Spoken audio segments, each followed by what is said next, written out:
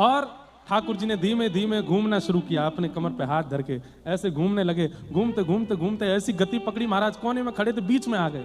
चारों तरफ वैष्णव भक्तों का जमावड़ा है, नामदेव जी, तुकाराम जी गा रहे हैं और श्री पंडरीनाथ भगवान उछल उछल करके नृत्य कर रहे हैं। नृत्य करते करते बगलबंदी के छोड़ खुलने लगे, ठाकुर जी के वस्त्र उतरने लगे। ऐसा नृत्य किया तुकाराम जी के कीर्तन में। एक बार तुकाराम जी के कीर्तन में जो मृदंग बजाते हैं, तबला ढोलक बजाने वाले हमारे सब संगीतज्ञ, ऐसे ही एक मृदंग बजाता था। वो इतना अच्छा मृदंग बजाता था कि उसके मृदंग के बिना कीर्तन में सुख ही नहीं मिलता था। आज वो बीमार पड़ गया और तुकाराम जी का पुणे में कहीं कीर्तन था। तुकाराम जी बोले आज कीर्तन कैसे होगा। तुकाराम जी के कीर्तन में लोग नहीं आते थे, लोग तो बहुत आते थे, पर पंडरीनाथ भी आते थे ना।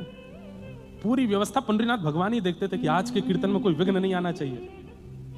आयोजक कोई है, सुनने वाले कोई हैं, पर मूल आधार यही है कि छुप करके ठाकुर जी आते हैं कीर्तन और कथाओं में। यहां पे भी बैठे हैं कहीं, हमें पता नहीं है, पर बैठे हैं। और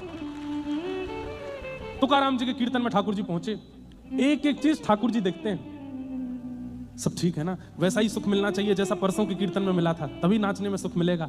सब देखा तो देखा, संगीतज्ञों में मृदंग वाले भैया नहीं है।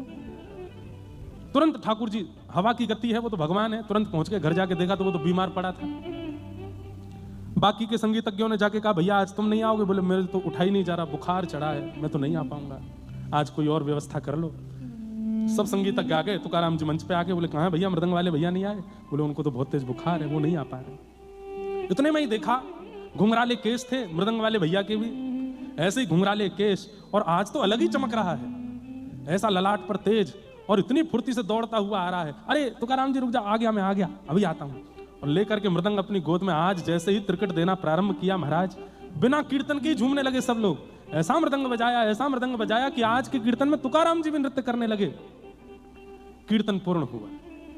तुकाराम जी बोले मैंने इतने कीर्तन किए पर ऐसा सुख मुझे कभी नहीं मिला जैसा आज मिला। सब संगीतज्ञों को धन्यवाद बोले।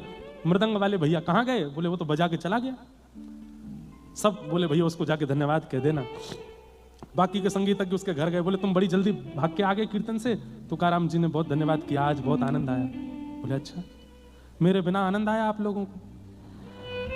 संगीतज्ञ बोले तुम्हारे बिना, तुम तो आए थे, आज तो तुम्हारे केश अलग ही लहक रहे थे, आज तो तुम्हारी त्रिकट अलग ही चल रही थी, आज तो तुम अलग ही महक रहे थे, सुगंधी भी तुम में से बड़ी बढ़िया आ रही थी। यहाँ के रजाई ओढ़ के पड़ गए फिर से? अरे फिर से नहीं पड़ा, मैं सुबह से उठा ही नहीं हूँ, मैं यहीं पड़ा हूँ, तेज बुखार है, आज मैं कीर्तन में आया ही नहीं हूँ। ये बात जाकर के जब सबने तुकाराम जी को बताई, नेत्र सजल हो गए। बोले आज मृदंग वादन करने स्वयं पंडरीनाथ आए थे।